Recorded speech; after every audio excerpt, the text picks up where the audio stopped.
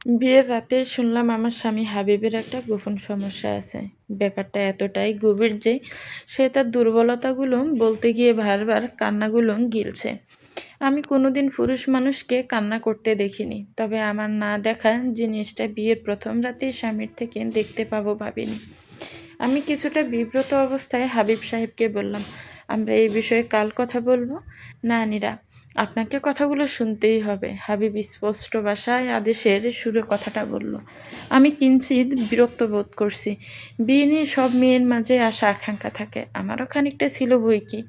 আমি হাপির তেশ না করে লাল ব্যানারে সেটা গুছিয়ে পা তুলে বসলাম। হাবিব আমার দিকে তাকিয়ে ভারাক্রান্ত গলায় বলল, আমি কখনো আপনাকে মা হবার অনুভূতি দিতে পারবো না নীরা, আমার ভেতরে সেই ক্ষমতা নেই। বছর দুয়েক আগে মাথায় গুরুতর আঘাত পাওয়ার ফলে আমার বড় অক্ষমতা ধরতে পারি। যদিও বা ব্যাপারটা আমার আপনাকে বিয়ের আগে জানানো দরকার ছিল, কিন্তু আমি এতটাই অপারগ আর ভীতু ছিলাম, বিষয়টা গোছানোর আগে চট করে বিয়েটা হয়ে গেল। ব্যাপারটা অপ্রত্যাশিত, এতে আপনার হাত নেই, তবুও আপনি আমার সাথে জড়িয়ে গেছেন। সারা জীবনে এই অক্ষমতা আপনাকেও বয়ে বেড়াতে হবে। আমি ফোঁস করে শ্বাস ছাড়লাম। এতক্ষণে আমার ভেতরে জোট বাঁধা প্রশ্নগুলোর উত্তর মিলল। চুপ থাকতে দেখে হাবিব সাহেব উঠেন দাঁড়ালেন, অস্থিরভাবে বললেন, আপনি বোধ হয় আমাকে প্রতারক ভাবছেন। না, আমি আপনার ব্যাপারে কিছুই ভাবছি না। হাবিব সাহেব আমার উত্তরে সন্তুষ্ট হলেন না, বেশ অপরাধ বোধ নিয়ে আমার দিকে তাকিয়ে রইলেন। আমি বেশ স্বাভাবিক বেশভূষায় বসে রইলাম। বসে থাকতে থাকতে আমার মেরুদণ্ডের হাড় টনটন করছে। বনিরতা না করেই বললাম, আমি একটু ফ্রেশ হয়ে শুতে চাই। উনি কোনো প্রত্যুত্তর করলেন না। আমি স্বাভাবিকভাবে ফ্রেশ হয়ে আসলাম। তখনও হাবিব সাহেব ঠায় দাঁড়িয়ে আছেন। উনি আমাকে অবাক করে দিয়ে আমার সামনে হাত জোড়ো করে বললেন, প্লিজ আমাকে ভুল বুঝবেন না, আমি আপনাকে খুব ভালো রাখবো, সব সুখ এনে দিব, তবু আমাকে ছেড়ে দিয়ে সমাজের কাছে ছোট করবেন না। আচ্ছা, করবো না, আপনি নিশ্চিন্তে থাকুন। আমি স্বাভাবিক গলায় বললাম, তবে আমার ভেতরে তখন অস্বাভাবিক জ্বর হচ্ছিল, যেন কাল বৈশাখীর তাণ্ডব। আচ্ছা, আমি যদি একই কথা হাবিব সাহেবকে বলতাম, লোকটা কি আমাকে মেনে নিত? প্রশ্নটা করতে চেয়েও করলাম না। গুটিসুটি পায়ে বিছানার এক কোণে পাশ ফিরে শুয়ে চোখ বন্ধ করে ফেলতেই হাবিব সাহেবের লাইটটা অফ করে দিয়ে আবারও বললেন, আমি খুবই দুঃখিত নীরা। আমি উত্তর দিতে পারলাম না, তবে চোখ থেকে কয়েকশো পানির ফোঁটা বেয়ে পড়ল। আমার কষ্ট হাবিব সাহেবের অক্ষমতা নিয়ে নয়, একটা সম্পর্কের শুরুতেই লগত সেই সম্পর্কটা ভয়ে বেড়ানো নেহাত বোঝার সমতুল্য। সকালে উঠতে বেশ খানিক বেলা গড়ালো, যদিও বা আমার দেরিতে ওঠার অভ্যাস নেই, কিন্তু কাল সারা রাত্রি জেগেইছিলাম। পাশে পাশে হাবিব সাহেবও যে জেগেছিলেন তা তার নড়াচড়ার শব্দে টের পেয়েছিলাম। তবে ফজরের পর চোখটা লেগে গেছে। আমি কিছুটা সংকোচ নিয়ে উঠে বসতেই দেখলাম ঘরের দরজায় ভিজিয়ে রাখা। হাবিব সাহেব ঘরে নেই। তার ঘরে না থাকাটা আমাকে কিছুটা স্বস্তি দিল যেন। ঘরের চারিদিকে তাকিয়ে প্রশান্তি বিরাজ করলো, মনে শান্তি মিলল না আমার। আমার মতো ঘর ফোড়া গরুর ঘর হয়েও যেন হলো না। ঘর থেকে বের হতে বেশ সংকোচ বোধ করলো। বাইরে বের হতে হাবিব সাহেবের আম্মা, মানে আমার শাশুড়ি, বেশ সমাদরে আমার কাছে এলেন। আমাকে এক হাতে জড়িয়ে বললেন, কি খাবে বউ, ডিম পোস্ট করে দিব? আমি ওনার কথা শুনে বিব্রত বোধ করলাম। আমতা আমতা করে শুধালাম। ঘুম থেকে উঠতে বেশ দেরি হয়ে গেল। এত ভেবো না বউ, তুমি আমার মেয়ে, তোমার দোষ গুণ সব আমি বুঝে নেব। মহিলার কথা শুনে অদ্ভুত লাগলো, হয়তো তার ভেতরে সত্তা আলাদা, কিন্তু নিজেদের অপারগতা ডাকতেই বোধহয় এ সমাদর। যত্রতত্র ভেবে আমার বুক ছিঁড়ে দীর্ঘশ্বাস বেরিয়ে এলো। ডাইনিং টেবিলে অনেক অজানা মানুষের সমাগম। আমাকে দেখে এক একজন ভালো মন্দের খোঁজ খবর নিল।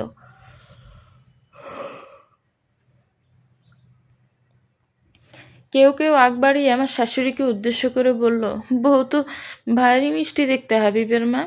আমার শাশুড়ি তখন আমার হাতটা শক্ত করে ধরে গর্বের হাসি দিল। উনি আমাকে এরপর খুব যত্নের সাথে প্লেটে খাবার তুলে দিলেন। আমি যার পরনাই হতাশ হয়ে খাবার একটু আটটু মুখে তুলতেই কেউ একজন বলে বসলো, তা বইয়ের নাকি 14 কুলে কেউ নেই? আমি খাবারটুকু মুখে পুরে মধ্যবয়সী মহিলার দিকে তাকাতেই আমার শাশুড়ি হই হই করে বললেন, 14 কুলের সব কুলই তো আমরা খালা। তা ঠিক আছে, তাই বইলা হাবিব শ্বশুর বাড়ি যাইব না? বউ দিয়েই তো কাম। এর আগের বার তো সব পাইয়েও হারাইল। অন্য একজন কথাটা বলতেই আমার শাশুড়ি কথাখানি গুড়িয়ে দেবার ছলে বলল, আমাদের কি টাকা কড়ি কম আছে? শ্বশুরবাড়ি যাবার ইচ্ছা হলে ছেলে আর বউ দেশ বিদেশ ঘুরে বেড়াবে। ভদ্রমহিলার কথা শুনে টেবিলে বেশ রমরমা পরিবেশ ফিরে এলো। তবে আমার ভেতরে কষ্টগুলো দলা পাকিয়ে বেড়ালো। আমাকে চুপ থাকতে দেখে দাদি শাশুড়ি বললেন, মানুষের কথায় মন খারাপ কইরো না বউ, মানুষের কাম পেছনে সমালোচনা করা। আমি প্রত্যুত্তর কিছু বললাম না। খাওয়া দাওয়ার পর্ব সারতে তোড়জোড় লাগলো আমাকে সাজানো নিয়ে। তবে সকাল গড়িয়ে দুপুর ঠেকলো, হাবিব সাহেবের দেখা আমি পাইনি। কাউকে জিজ্ঞেস করবো সেই মানসিকতা আপাতত নেই। তবে আমার সমবয়সী এক মেয়ে নিচু স্বরে আমার শাড়ির কুচি ঠিক করতে করতে বলল, হাবিব ভাই হলো ভবঘুরে মানুষ। আগে অবশ্য এমন ছিল না, ইদানিং দেখি কেমন যেন হয়ে গেছে। কেমন হয়েছে? আমি প্রশ্ন করতে মেয়েটা গলার খাদ্যে নিচে নামিয়ে বলল, মিতুভাবি ওনাকে ফেলে চলে যাবার পর থেকেই হাবিব ভাইয়ের সব ব্যবসা বাণিজ্য লাটে উঠিয়েছে। অবশ্যই এতে ভাইয়ের কোনো দোষ নেই, সবই কপালের দোষ। ওনার আগে একটা বিয়ে হয়েছিল। কি? বিয়ে কিভাবে? ভাইয়ের তো 3 বছরের প্রেম, এরপর 2 বছরের সংসার। আল্লাহ, আপনি জানেন না? হায় হায়! মেয়েটা আতঙ্কে আর্তনাদ করে উঠল যেন। তার শঙ্কিত মুখ দেখে আশ্বাস দিয়ে বললাম, কথাটা আমি কাউকে বলবো না। বাঁচালেন ভাবি, খালাম্মা যে খাটাস, আমার চুল একটাও মাথায় রাখতো না। আমি বিমূঢ় হয়ে শাড়ির কুচিটা গুজলাম। এরপর মেয়েটিকে বললাম, মারিয়া তুমি চলে যাও, বাকিটুকু আমি করতে পারবো। না, আমি করে দেই, খালাম্মা রেগে যাবেন। রাখবেন না, তুমি নিশ্চিন্তে থাকো। আমার কথা শুনে আশ্বস্ত হয়ে মেয়েটি বেরিয়ে গেল। তবে আমি এক বুক হতাশা নিয়ে অতল গহ্বরে হারিয়ে যাচ্ছি। হাবিব সাহেব আমাকে না ঠকালেও তো পারতেন। দুপুর গড়াতে বাড়িতে মেহমানে ভরে গেল। একে একে অনেকে নতুন বোন দেখতে আসলেন। তবে আড়ালে আবডালে অনেকেই মুখ লুকিয়ে ভুলে গেলেন আগের বউ থেকে সুন্দরী, তবে জাত তো নাই। কথাটা এতটাই আঘাত করলো, আমি সারা দুপুর চোখে ঝাপসা দেখলাম। মনে মনে হাবিব সাহেবকে দোষারোপ করলাম। এতটা অপমান বোধ হয় আমার প্রাপ্য ছিল না। তবে হাবিব সাহেব আমার দুর্বলতার সুযোগ নিয়েছেন সবভাবে। দুপুরে খাবার পর্বের সময় হাবিব সাহেবের সাথে আমার দেখা হলো। সে একটা সাদা পাঞ্জাবি গায়ে জড়িয়েছে। শ্যামবর্ণের পুরুষটি নেহাতি সুদর্শন, তবে তার বাহিক্য দিকে বিবেচনা করার থেকে আত্মিক দিক থেকে সে নিকৃষ্ট। এরপর অনেকটা সময় অনুষ্ঠানে জককে সামলাতে গিয়ে আমরা একে অপরকে ভুলে গেলাম। এর মাঝে আমাদের একে অপরের দৃষ্টি, আমি ওনার দিক এক পলক তাকাতেই উনি মুখে হাসি ভাব বজায় রাখলেন। মাথা চুলকিয়ে বললেন, আসলে অফিসে তলব পড়েছিল তো। আমি উত্তর দিলাম না, তবে পাশাপাশি বসতে আমি আত্মগ্লানিতে কেঁপে উঠলাম। ঘামের হাতের তালু ভিজে উঠল। হালকা মেকআপ যেন ঘাম লুকোতে পারল না। আমাকে দেখে হাবিব সাহেব ব্যতিব্যস্ত হয়ে জিজ্ঞেস করল, নীরা আপনি ঠিক আছেন তো? জি।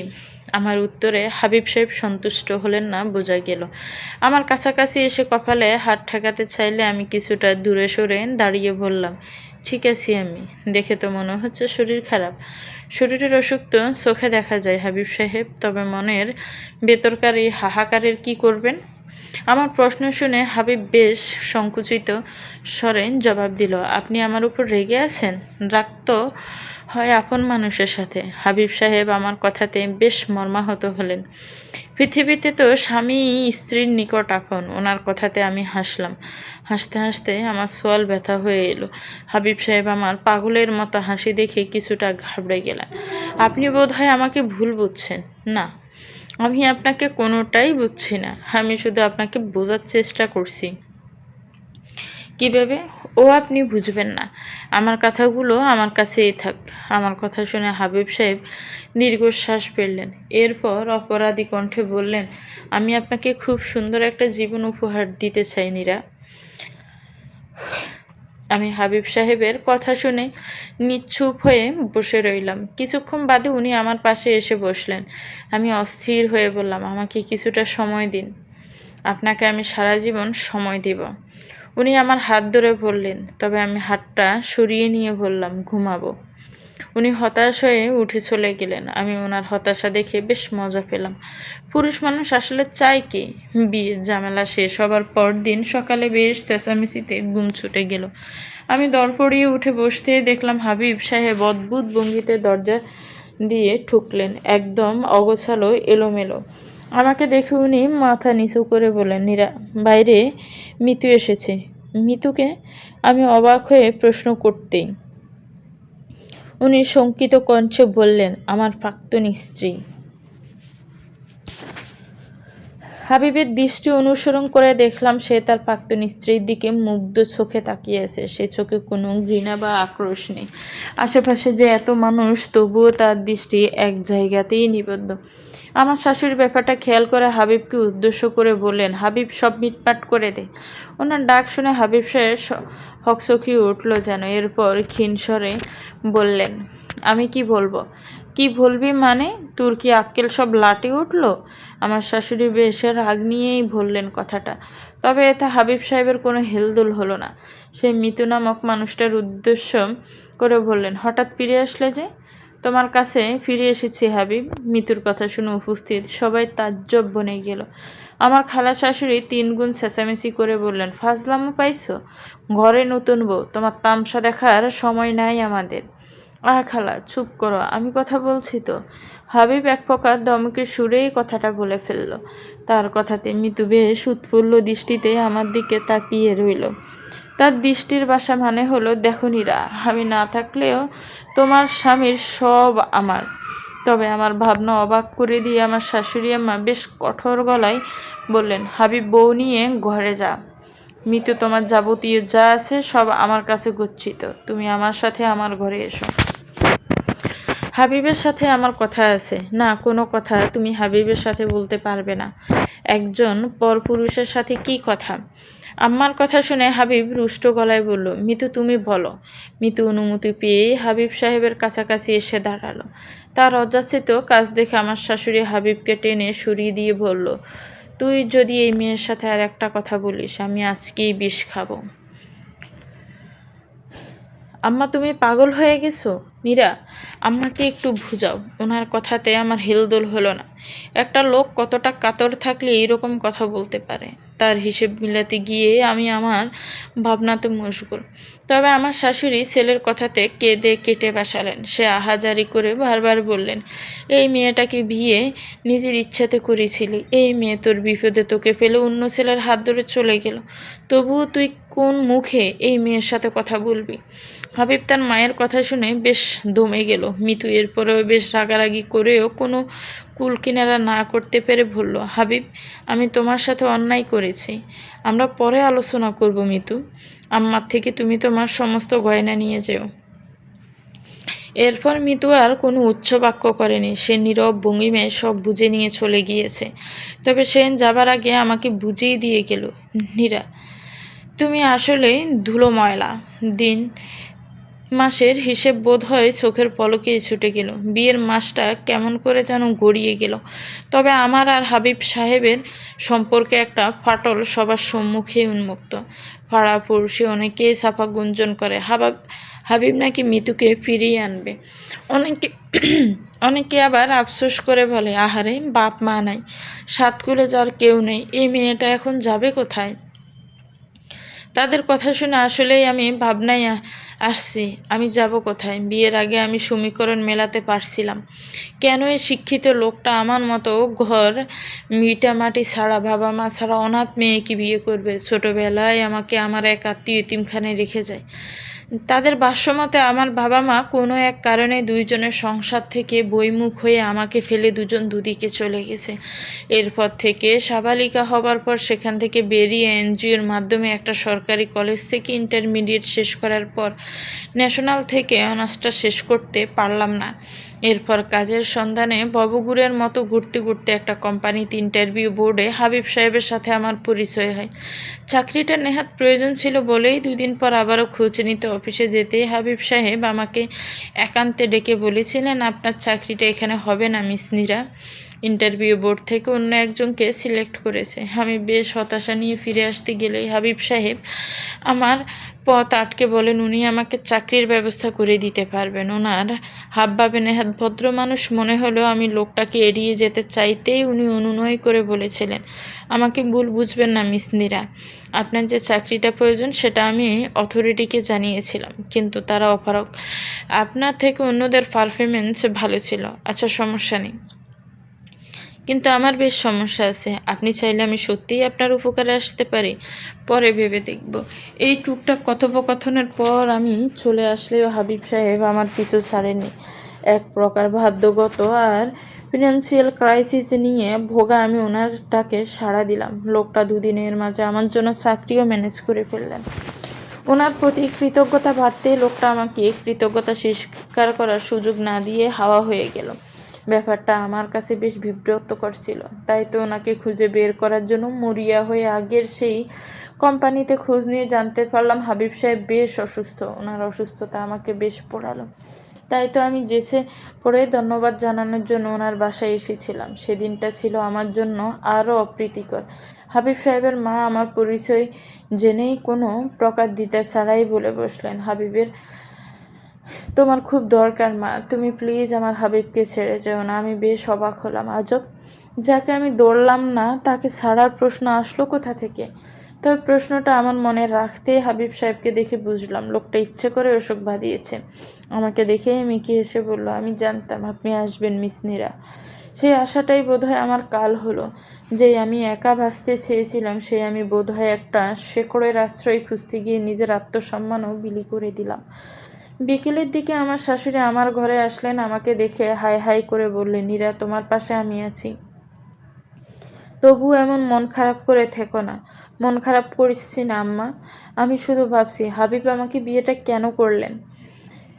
মহিলা আমার কথা শুনে বেশ কাছুমাছু করলেন, তবে আত্মগ্লানি থেকে বাঁচতেই হয়তো বললেন, আসলে হাবিব মিতুকে বুঝাতে চেয়েছিল তার জন্য মেয়ের অভাব নেই, তাই বলে এভাবে ভুল বুঝো না। তোমার মাথার উপরে তো কেউ নেই, এজন্য ওনার কথা শুনে আমি বেশ অবাক হলাম। তাই বলে আমি পেল না? এরপর উনি আমার কাছে কাজ ঘেঁষে নিচু গলায় বললেন, হাবিবকে নিজের করে ভাবো, ওই মিতুকে এমনি ভুলে যাবে। আম্মা যে আমার না, তাকে আমি শত চেষ্টা করেও ভাবতে পারবো না।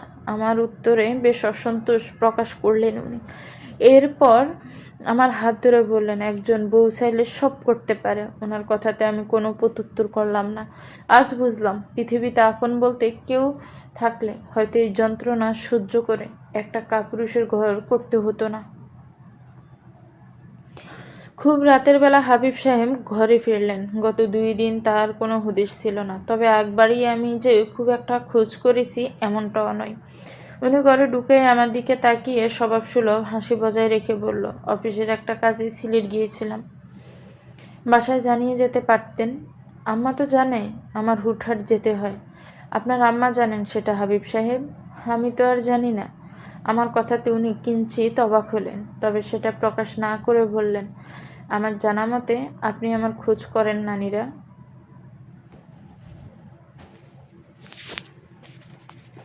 আমি খোঁজ করলেও বোধহয় আপনি আপনার খোঁজেন দিতেন না। মানে? মানে হলো আপনার খোঁজ নেবার জন্য সে আছে। আমার কথাতে উনি বেশ উদ্বিগ হয়ে উঠলেন। নিজেকে গুছিয়ে এরপর বললেন, আপনি ভুল ভাবছেন। আমি তো সব ক্ষেত্রেই ভুল ভাবি আপনাকে। তবে আপনি কি সঠিক মানুষ হাবিব সাহেব? আপনি আমার অসহায়ত্ব জেনে নিজে ইচ্ছাতে বিয়ে করলেন। এরপর আপনার অপারগতা জেনে যে স্ত্রী আপনাকে পেলে চলে গিয়েছে। কিন্তু আপনি কি করলেন? সেই বউ আবার আসতেই আপনি সব রাগ দুঃখ ভুলে গেলেন। আপনার যদি এতটাই ভালোবাসা তার উপর থাকে, তবে এই 2 বছরে তাকে ফিরিয়ে আনলেন না কেন? আমি শত চেষ্টা করে মিতুর খোঁজ পাইনি। তার পরিবার আমার থেকে তাকে লুকিয়ে রেখেছিল। হাবিব সাহেব অসাবধানে কথাটা বলে ফেললেন। আমি শুনে বেশ মর্মাহত হলাম। আমি ওনাকে প্রশ্ন করলাম, তবে আমাকে বিয়ে করলেন কেন? মায়ের চাপে পড়ে। মাকে যখন তোমার ব্যাপারে বলেছিলাম, ওই দিন থেকে মা তোমাকে বিয়ে করার জন্য চাপ দিতে থাকলো। মা জানতো তুমি রাজি হবে। হাবিব সাহেবের কথা শুনে আমার বুকের ভেতর হাহাকার করে উঠল। এত কষ্ট আমি হাজার কষ্টে থেকেও পাইনি। আমিই বা কত বোকা, একটা লোকের মিষ্টি কথাতে ভুলে গেলাম। উনি আমার সামনাসামনি দাঁড়িয়ে হাত জোর করে বললেন, আমি যদি জানতাম মিতু আমার কাছে ফিরতে চাইবে, আমি কোনো দিন আপনাকে বিয়ে করতাম না নীরা। আপনি জানেন, মিতুকে এতদিন ওর পরিবার আমার সাথে যোগাযোগ করতে দেয়নি।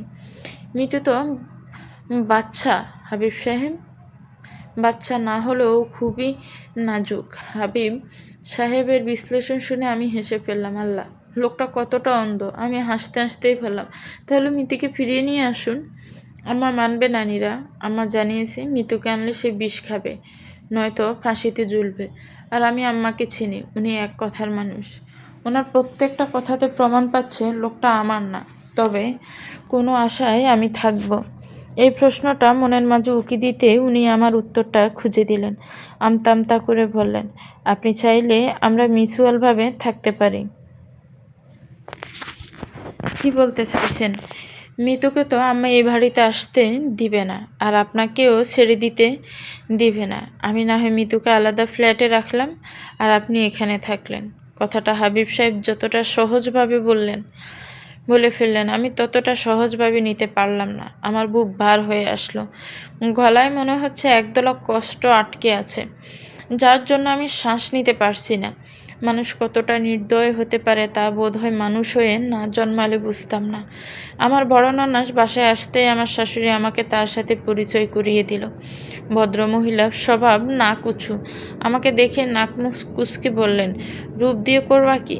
জামাই তো ধরে রাখতে পারতেছ না। আহ সালমা, ওর সাথে এভাবে কথা বলিস কেন? আর কিভাবে বলবো আম্মা? তোমার বাড়ির কেচ্ছা কাহিনী আমার শ্বশুর বাড়িতে হাসাহাসি কারবার। হাবিবের বিয়েতে আমি এই জন্যই আসিনি। আমি আগেই জানতাম ওই ধরিবাজ মেয়ে ঠিক ফিরে আসবে। এরপর সালমা আপা আমার দিকে তাকিয়ে কিছুটা বিনয়ের সুরে বলল, শোনো, মিতু এসেছে টাকা পয়সার জন্য, তুমি শক্ত হয়ে হাল ধরো। আপা, যে লোকটা আমার না, তাকে আমি কিভাবে ফেরাবো? সব কি বলে দিতে হয়? একটু রং করো। আমি ওনার কথাতে প্রত্যুত্তর করলাম না। ওনারা কি জানেন হাবিব সাহেব ফের মিতুর সাথে সংসার পেতেছে? তবে আমি তা জানানোর চেষ্টা করলাম না। তবে মনে মনে একটা জেদ ঠিকই চেপে বসলো, আমিও এ সংসার ছেড়ে যাচ্ছি না, তবে হাবিব সাহেবকে নিজের আপন করেও নিব না। বিয়ের প্রায় 2 মাস, এর মাঝে ন্যাশনালের 4th ইয়ারে ভর্তি নোটিশ দিয়েছে। ব্যাপারটা আমাকে আমার বান্ধবী সুমনা ফোন করে জানিয়েছে। যেহেতু আমার রেজিস্ট্রেশনের মেয়াদ আছে, আমি চাইলেই ভর্তি হতে পারবো। তবে ব্যাপারটা সম্ভব হবে টাকার জোরে। আমি আজ 8-7 বেঁধে নিজের মনকে জোরালো করলাম, স্ত্রীর অধিকার আমি ছাড়ব না। দুপুর গড়াতেই আমি খাবার টেবিলে বসে সবার সামনে বললাম, আমি আবার কলেজে ভর্তি হব। আমার শাশুড়ি গড়িমসি করে উঠলেন, বললেন, কী দরকার? সংসারে ঠিক নেই, আবার পড়াশোনা। ওনার কথা শুনে আমার ছোট ননাস কিছুটা রেগে গেলেন। এরপর জোর গলায় বললেন, পড়াশোনা করুক, তোমার ছেলের তো আর টাকার অভাব নেই। টাকা তো পরনারীর পেছনে ডালছে এখন। ওনার কথাতে আমার শাশুড়ি গললেন না, নিজের জেদ বজায় রেখে বললেন, বিটে মাটি নেই, স্বামী সুখ হতো নাই, পড়ালেখা দিয়ে করবি কি? 2 বেলা খেতে পড়তে দিচ্ছি, এই তোরের। উনি কথাটা এতটাই বিকৃতভাবে বললেন, একটা দানা ভাতও আমি আর মুখে তুলতে পারলাম না। আমি বুঝি এতটাই অবলা, কান্না গিলে বললাম, পড়াশোনা আমি শুরু করবই আম্মা। আমার বাড়ি থেকে বের হয়ে এসব করবা? ছেলে ছেড়েছি, বউ ছাড়তে এমন আর কি? মহিলার কথা শুনে আমার ছোট ননাসও রাগ করে খাবার ফেলে উঠে গেলেন। আমার শাশুড়ি নিজেও রাগ করে উঠতে উঠতে বললেন, এক পাপ দূর হয়েছে, আর এক পাপ ঘাড়ে উঠেছে। যত যন্ত্রণা হয়েছে আমার ছেলেটার জন্য। উনি উঠে যেতেই আমার অশ্রু ভাত ভাঙলো। আমার জায়গাতে অন্য কোনো মেয়ে থাকলে হয়তো চলে যেত, নয়তো মরে যেত, কিন্তু আমি তো মরতে চাই না। এত লড়াই করে দুনিয়াতে টিকে থাকলাম কেন? মরে যাবার জন্য তো নয়। গুদুলির আলো পশ্চিম আকাশে কিঞ্চিত দেখা যাচ্ছে। আমি জানালার পাশে দাঁড়িয়ে হাবিব সাহেবের ফেরার প্রহর গুনছে। লোকটার সাথে আমার সম্পর্ক সুতো তলানিতে। মাঝে মধ্যে উনি ভুলে যান আমি নামক একটা প্রাণী এই দুনিয়াতে আছি। কিন্তু এই লোকটাই বউ ফিরে আসার পূর্বে আমাকে অনুনয় করে বলেছিল আমি যেন তাকে ফেলে না যাই। পুরনো কথা ভেবে আমার বেশ হাসি পেল। নিজেকে নিজে ধিক্কার জানালাম। তবে আমার অপেক্ষার প্রহর দীর্ঘ হলো না। হাবিব সাহেব তার লাল রঙের মোটর বাইক নিয়ে গেট দিয়ে ঢুকছেন। আমি তাকে দেখে মনে মনে সব কথা একের পর এক সাজিয়ে রাখলাম। শরতের মেঘের মতো আমার জীবনে কখনো তুলোর মতো মেঘ ভেসে বেড়ায়নি। সারা জীবন অন্যদের দেখেছি পরিবার নিয়ে কত উল্লাস করতে, কিন্তু আমি প্রত্যেক দিন প্রত্যেকটা রাত আমি কেঁদেছি। অন্য পথ শিশু কিংবা এতিম বাচ্চাদের মতো আমি বেড়ে উঠিনি। তাদের থেকে আমার ভাগ্যটা নেহাতি সুপন্নই ছিল। আমি বলে থাকলাম। হাবিব সাহেবের মুখভঙ্গি চেষ্টা করলাম, তাকে কিছুটা অপ্রস্তুত দেখালো। আমি ঠোঁট ভিজিয়ে বললাম, তবে তাদের থেকে ভালো বলা চলে না। হঠাৎ এমন অদ্ভুত কথা বলছেন কেন? আমার জীবনটাই তো অদ্ভুত। হাবিব সাহেব বেশ বিচলিত গলায় বললেন, আমি তো বলেছি আপনার কোনো কিছুই তো অপূর্ণ রাখবো না। আপনি তো প্রথম রাতেই বলেছেন আপনি কখনো বাবা হতে পারবেন না। তবে কিভাবে বলছেন যে অপূর্ণ রাখবেন না? উনি আমার কথাতে বেশ মর্মাহত হলেন বোধ হয়। ক্ষীণ গলায় বললেন, আমার অপারগতা নিয়ে খোঁটা দিচ্ছেন? খোঁটা দেবার আমি কে? তবে আমি নিরুপায় হয়ে হোক বা যেভাবেই হোক আপনার সাথে মিউচুয়ালভাবে একটা সিদ্ধান্তে আসতে চাই।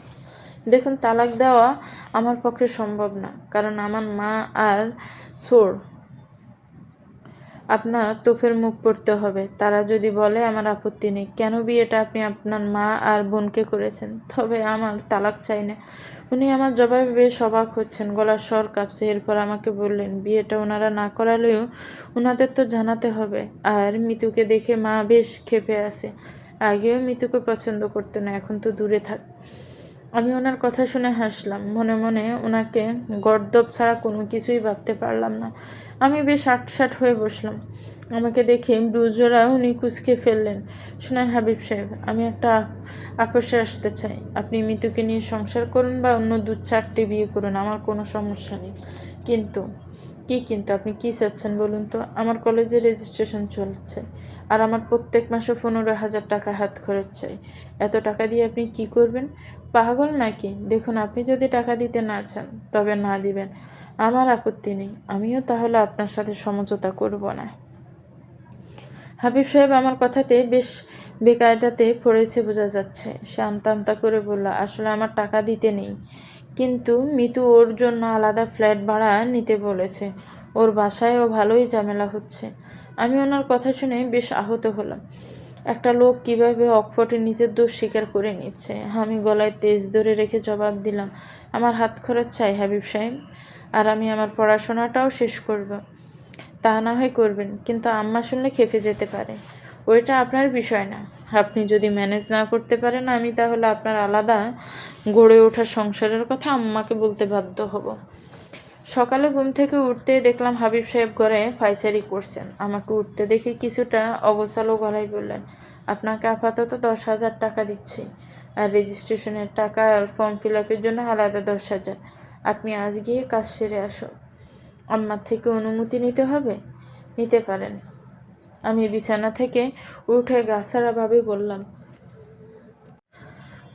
আপনি বলে ফেলুন। উনি আমার কথাতেই বিস্ফোরিত চোখে তাকালেন। কিছু একটা ভেবে বললেন, আচ্ছা, নাস্তা করার পরে বলবো। আমি উত্তর না দিয়ে বেশ সংকোচে পড়লাম। এই রকম সে কোনো দিন আমি কারো থেকে নিইনি। কলেজ পর্যন্ত এনজিও থেকে প্রত্যেক মাসে আমার জন্য নির্দিষ্ট কিছু টাকা দিত। খাবার আর স্কুল কলেজের বেতন আর বছরে কেউ আমাদেরকে জামা কাপড় দিলে সেগুলো দিয়ে কাটিয়েছি। তবে অনার্সে ওঠার পর ওনারা আর দায়িত্ব নেননি। 2টো টিউশনি করতে মেসে থাকাটা বড্ড কষ্টের ছিল। এমন হাজারো দিন গেছে না খেয়ে। আমি দীর্ঘশ্বাস ফেলে টাকাটা নিলাম। আমার সব আত্মসম্মান বাদ দিয়েই নিলাম। হাবিব সাহেবের দিকে তাকিয়ে একটা ধন্যবাদ দিতে উনি বোধ হয় বেশ বিরক্ত হলেন। আমাকে ঘরে ফেলেই উনি বাইরের দিকে গেলেন। আমার শাশুড়ি আমার বেশ গোছালো ধরনের মানুষ। মহিলার বেশভূষাতেই তার অহমিকা প্রকাশ পায়। হাবিব সাহেব চেয়ার শব্দ করে টেনে বসতে উনি বিরক্ত হয়ে বললেন, শব্দ করে চেয়ার না টানলে হয় না? আমার কথাতে হাবিব সাহেব ধীরে ধীরে বসলেন। ওনার বসার ভঙ্গিমা দেখে আমার কেমন হাসি পেল। এর মাঝে ছোট আপা এসে বললেন, হাবিব, তোর ব্যবসায় একের পর এক লস। তোর দুলাভাই বলল কিছুটা আপা। উনি হাবিব সাহেবের জবাবে বিরক্ত হয়ে আম্মাকে উদ্দেশ্য করে বললেন, তোমার ছেলেকে বুঝাও আম্মা, বুঝার আয় হবে কি? যার ঘর সংসারে মন নেই তার ব্যবসা তো লাটে উঠবে। আল্লাহর কাছে হাজার শুকরিয়া, ছেলে কামাই আমার খেতে হয় না। আম্মা কথাটা বলতে হাবিব সাহেব মাথা নিচু করে পড়লেন। এরপর ক্ষীণ স্বরে বললেন, আম্মা কিছুটা লস হয়েছে, মাল আনার সময় কিছু মাল লুট হয়েছে। উনি বলেই চুপ হয়ে কিছুক্ষণ পর আবার বললেন, নীরা পড়াশোনাটা আবার শুরু করুক আম্মা। কথাটা শোনার পর আম্মার কি ভাবভঙ্গি হবে ভাবতেই কিছুটা ভয় লাগলো। সালসুলুহীন আমি আসলেই বড্ড অসহায়। তবে শাশুড়ি মা বেশ স্বাভাবিকভাবে উত্তর দিলেন, হ্যাঁ করুক, পড়াশোনা দরকার আছে, নয়তো ওই মেয়ের সাথে পাল্লা দিবে কিভাবে। ওনার কথাতে আমি বেশ অবাক হলাম। হাবিব সাহেব মুখ তুলে বললেন, আম্মা সব কথাতেই মৃত্যুকে টেনো না। তোমার ওই মৃত্যুর কথা উঠলেই মুখের ভুলি ফোটে। ছোট আপা হাবিব সাহেবকে তাচ্ছিল্য করে কথাটা বলল। হাবিব সাহেব চুপ করে খাবার চিবুতে লাগলেন। শাশুড়ি আম্মা আমাকে উদ্দেশ্য করে বললেন, আমার বাড়ি থেকে পড়াশোনা করতে হলে সব করে করতে হবে, আর ভালো রেজাল্ট না হলে তোমাকে সব টাকা ফেরত দিতে হবে। এটা কি ধরনের কথা আম্মা? এই মেয়ে গলা নিচু করে কথা বলো। তোমার পেছনে 2 টাকা খরচ করার মতো আহামরি কিছু না তুমি আমাদের। হাবিব তো ফিরেও তাকায় না। আজকে ঘর থেকে বের করে দিলে কই যাবা তার ঠিক নেই। নেহাত দেয়ালে পিঠ ঠেকেছে, তাই এই সব মেনে নিচ্ছি। মহিলা কথাগুলো এতটাই তির্যকভাবে বললেন, ছোট আপা পর্যন্ত অবাক হয়ে গেলেন। আমি কোনো জবাব দিলাম না। ভেতরে দাবানলের মতো আগুন জ্বলছে। মানুষ বোধ হয় এমনই, দুর্বল জায়গায় বারবার আঘাত করে। হাবিব সাহেবের বাড়ির সাবার নবীনগর, আমার কলেজটা ঢাকা মোহাম্মদপুর কেন্দ্রীয় কলেজ। আমি খুব ভোরের দিকে বাসা থেকে বের হবার পরিকল্পনা করলাম যেন সময় থাকে। তবে অবাক করার বিষয় হলো আমার সাথে হাবিব সাহেব উঠলেন। ওনাকে রেডি হতে দেখে আমার মন কিছুটা পুলকিত হলো। আমি শাড়ি পাল্টে সালোয়ার কামিজ পরতে উনি বললেন, আপনি যেতে পারবেন? কেন, আপনি যাচ্ছেন না? আমি অবাক হয়ে প্রত্যুত্তর করলাম। উনি বিচলিত গলায় বললেন, আমাকে ইমার্জেন্সি মিতু ডেকে পাঠিয়েছে, ওর কাছে যেতে হবে। ওনার কথা শুনে আমার গলা ধরে এলো। ধরা গলায় বললাম, আমি তো সাভার থেকে কখনো একা যাতায়াত করিনি, আপনাকে আমি সিএনজি করে দিচ্ছি। আমি কিছুটা অভিমানী কণ্ঠে বললাম, লাগবে না, আমি পারবো। মেয়ে মানুষের যে কি হয়, এই বললেন চিনেন না, আবার বলেন একা পারবো। আচ্ছা আপনার হয়ে গেলে আপনি চলে যাবেন, আমি আসলাম, দেরি হয়ে যাচ্ছে। উনি এই বলে হন্তদন্ত পায়ে বেরিয়ে গেলেন। ওনার যাবার পথে আমি ঝাপসা চোখে তাকিয়ে রইলাম। এই বুঝি লোকটা ফিরে এসে বলবে, চলুন নীরা আমরা একসাথে যাই। সাভারের রাস্তা পুরোটাই আমার অপরিচিত। কোথায় থেকে বাসে উঠবো বুঝে উঠতে পারছিলাম না। রাস্তার পাশে এক ফল বিক্রেতাকে জিজ্ঞেস করতেই উনি বললেন, সামনে হেঁটে গিয়ে বাঁ পাশের রাস্তা ধরে ডান পাশে গেলেই ঢাকা-গামী বাস দেখতে পাবো। আমি ওনার কথা মতো গিয়েও বাসের হদিস পেলাম না। আরেকজনকে জিজ্ঞেস করতে বললো, আপনি উল্টো রাস্তায় এসেছেন, নতুন হলে সিএনজি ধরে চলে যান। লোকটার কথা আমার মনে ধরলো, সামনে সিএনজি দাঁড়ানো। তবে ভাড়া জিজ্ঞেস করার পর আমি বেকুব হয়ে রইলাম। এত টাকা চায়? আমি বড় জোর ব্যাগ হাতড়ে কলেজের টাকা বাদে 400 টাকা বের করতে পারবো। আমি সিএনজি রেখে উদ্ভ্রান্তের মতো রাস্তায় দাঁড়িয়ে রইলাম। আবার একজনকে বাসার কথা জিজ্ঞেস করতে লোকটা অদ্ভুতভাবে বলল, নতুন আইছেন আপা? ওনার প্রশ্ন শুনে আমি পাশ কাটিয়ে সামনে আগাতেই লোকটা আমার পিছু পিছু আসছে। সকাল হবার জন্য লোকারোগ্য খুবই কম, কোনো দোকানপাটও খুলেনি, এই জন্য ভয়টা জেগে বসলো। আমি কিছুটা ভয়ে হাবিব সাহেবকে কল করলাম। কল করার উদ্দেশ্য সাহস জোগাড়, কিন্তু লোকটা বারবার আমার কল কেটে দিচ্ছে। ওইদিকে ওই লোকটা আমার পেছনে হাতে ধুয়ে পড়ে আছে, পেছন থেকে উস্কানিমূলক কথাবার্তা বলে চলছে। এর মাঝে হাবিব সাহেব আমার কলটা রিসিভ করলেন, তবে ধরে কোনো কথা না বলে বিরক্ত কণ্ঠে বললেন, আপনি এতবার কল করছেন কেন? দরকার আছে বলেই তো করছি, দ্রুত বলুন। ওনার বিরক্ত কণ্ঠ আমার ভেতরে কেমন উত্তাল সমুদ্রের মতো ঢেউ উঠল যেন।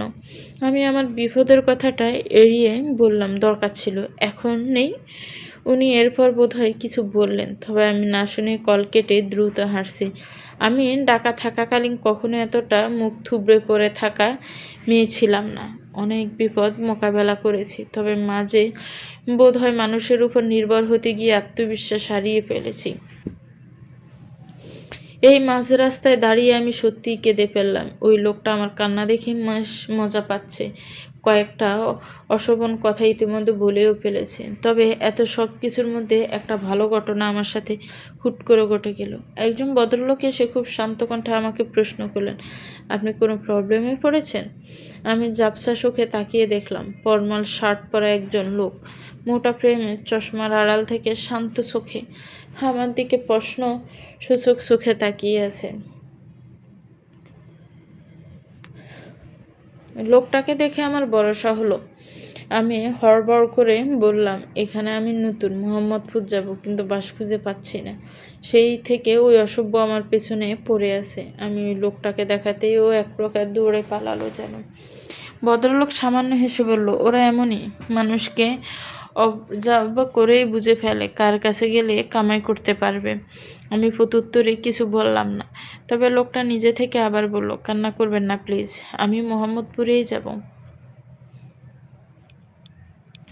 আমাকে নিয়ে যেতে হবে না, বাস কোথা থেকে যায় ওটুকু বললেই হবে। আমার সাথে আসুন। এরপর আমি ওনার সাথে একই বাসে মোহাম্মদপুর আসি। তবে এর সংক্ষিপ্ত কথোপকথনে লোকটা আর একটাও কথা বলেনি। তবে আমার গন্তব্যে আসার পরেই সে নিজের সিট থেকে উঠে এসে আমাকে বলেছে, আপনি এখানে নেমে যান, এরপর থেকে ওই রোড আসলে বাস পেতে বিলম্ব হবে। আমি মাথা নেড়ে শুধু ধন্যবাদটুকু জানিয়ে দ্রুত বাস থেকে নেমে পড়েছি। বহুদিন পর নিজেকে একটু খোলা জানালার মতো লাগলো। অর্ধপরিচিত কলেজে পা রাখতেই কিছুটা প্রশান্তি লাগছে। জীবনটা অদ্ভুতভাবে জিমিয়ে গিয়েছিল বোধ হয়। তবে আজকে সব ফর্মালিটি শেষ করার পর কিছুটা শান্তি লাগছে। পরিচিত কেউ নেই বললেই চলে। আমার সেশনের বোধহয় টেস্ট চলছে। আমি ডিপার্টমেন্ট থেকে বেরিয়ে এদিক ওদিকে নিজ মনেই ঘুরলাম, কোনো কারণ ছাড়াই, মুক্ত পাখির মতো। বাসায় ফিরতে ফিরতে বেলা গড়িয়ে বিকেল হলো। আমি বাসার সামনে দাঁড়িয়ে কয়েকবার দরজায় টোকা দিলাম, কিন্তু কেউ কোনো সাড়া শব্দ করলো না। আরও 2-3 বার দিতেই আমার শাশুড়ি ভেতর থেকে কিছুটা চেঁচিয়ে বলল, কে এসেছে? হাবিব তুই? আম্মা আমি। আসছো কেন নবাবের বেটি? কলেজে এই রাত থাকতা? আমার গেটটা খুলে এরপর কথা বলেন, আশেপাশের মানুষ শুনবে। শুনুক, সবাই শুনুক। জামাই বউ যে তামসা করতেছ, মান সম্মান তো এমনিতেই রাস্তায়।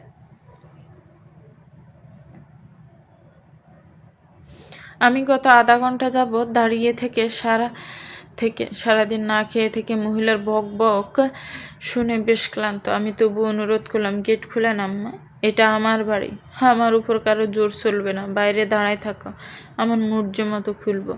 ওনার কথা শুনে আমার মেজাজ সপ্তম আকাশে উঠল। আমি একটা সিঁড়িতে বসে হাবিব সাহেবের ফোনে আবারও কল করলাম। তবে এবারে আমাকে আর অপেক্ষা করতে হয়নি। লোকটা সাথে সাথে কল ধরে বলল, কি বলবেন?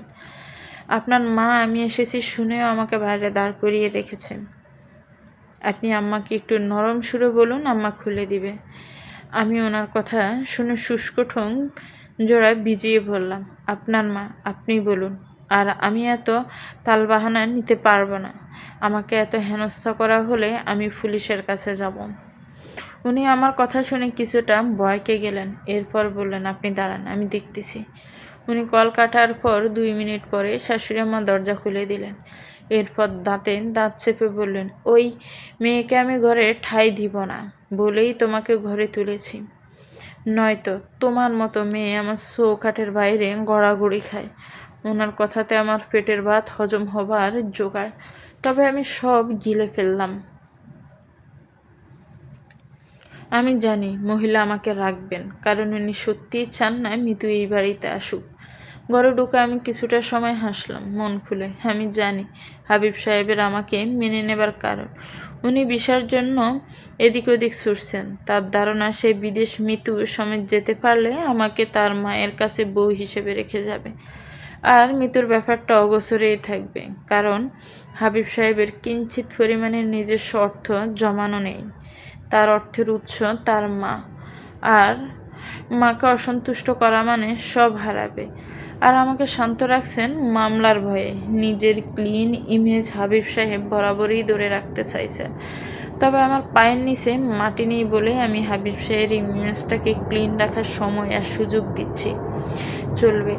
তো ভিউয়ার্স, গল্পটার এটাই প্রথম পর্ব। গল্পটার এই পর্ব কেমন লেগেছে একটু কমেন্টস করে জানাবেন। গল্পটা ভালো লাগলে একটি লাইক করবেন, গল্পটাকে শেয়ার করবেন, আর আমার চ্যানেলটাকে প্লিজ সাবস্ক্রাইব করবেন। যারা অলরেডি সাবস্ক্রাইব করে রেখেছেন তাদেরকে অনেক অনেক ধন্যবাদ। ভালো থাকবেন, সুস্থ থাকবেন, আমার চ্যানেলের সাথেই থাকবেন। আল্লাহ হাফেজ, আসসালামু আলাইকুম।